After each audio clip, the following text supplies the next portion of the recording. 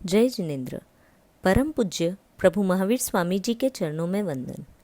आज हम बड़ी साधु वंदना में गाथा 19 के विषय में जानने का प्रयास करेंगे। वली दशे चक्रवर्ती राज्य रमणी रिद्धि छोड़, दशे मुक्ति पहुँचया कुल ने शोभा छोड़। इसका अर्थ 10 चक्रवर्ती राज्य और सारी रिद्धि छोड़कर मोक्ष पहुँचे हैं। क्या आप जानते हैं चक्रवर्ती कौन होते हैं, उनकी रिद्धि कितनी होती है? आइए ज़रा उसके बारे में जानते हैं। जो चक्र रत्न द्वारा 6 खंडों को जीतकर एक छत्र शासन करते हैं उन्हें चक्रवर्ती कहते हैं। एक चौबीसी में 12 चक्रवर्ती होते हैं। चक्रवर्ती में 40 लाख अष्टापदों का बल होता है। ये 14 रत्नों के स्वामी होते हैं। 14 रत्नों में 7 एकेंद्रिय और 7 पंचेंद्रिय होते हैं। साथ ही इन्हें नवनिधियाँ भी प्राप्त होती हैं। यह 9 ही महानिधियाँ संदूक के समान 12 योजन लंबे, 9 योजन चौड़े, 8 योजन ऊंचे चक्र से युक्त, जहाँ समुद्र और गंगा का समागम है वहीं रहती हैं। जब चक्रवर्ती तेला तप करके इनकी आराधना करते हैं तब वहाँ चक्रवर्ती के पैर के नीचे आकर रहती हैं और चक्रवर्ती की आयु पूर्ण होने पर या दीक्षा लेने के बाद यह सभी साधन अपने अपने स्थान पर चले जाते हैं। यदि आप इन 14 रत्नों और नवनिधियों के बारे में विस्तार से जानना चाहें तो कमेंट में बताइए, हम इस पर भी ऑडियो बना सकते हैं। चक्रवर्ती के 2000 आत्मरक्षक देव होते हैं।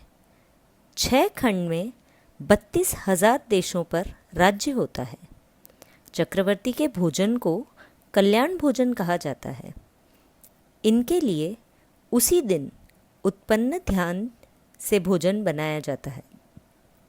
ऐसा कथन आता है कि 1 लाख निरोग गायों को दूध निकालकर 50,000 गायों को पिलाया जाए।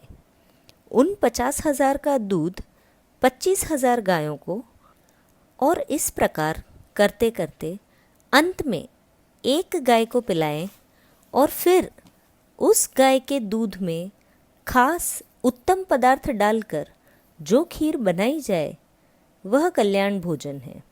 उसे सिर्फ चक्रवर्ती तथा उनकी पटरानी श्रीदेवी ही पचा सकती हैं।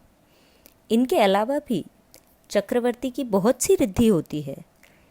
इस महान रिद्धि का त्याग करके जो महान आत्मा संयम धारण करती है तो मोक्ष या देवलोक जाते हैं, और यदि राज्य भोगते भोगते मृत्यु को प्राप्त होते हैं तो नरक गति में जाते हैं। ऐसे हमारे 63 श्लाघनीय पुरुषों में 12 चक्रवर्ती बताए गए हैं। पहले श्री भरत जी, दूसरे श्री सगर जी, तीसरे श्री मघवा जी, चौथे श्री सनत कुमार जी, पांचवें श्री शांतिनाथ जी, छठे श्री कुंतुनाथ जी, सातवें श्री अरनाथ जी, आठवें श्री सुभुम जी, नौवें श्री महापद्म जी, 10वें श्री हरिसेन जी, 11वें श्री जयसेन जी, 12वें श्री ब्रह्मदत्त जी। इन 12 में से 8वें श्री सुभुम जी और 12वें श्री ब्रह्मदत्त जी ने दीक्षा नहीं ली, इसलिए ये दोनों ही नरक गए, और शेष सभी 10 ने दीक्षा ली व मोक्ष गए। जिन आज्ञा विरुद्ध कुछ कहने में आया हो तो हाथ जोड़कर मिच्छामि दुक्कडम। धन्यवाद।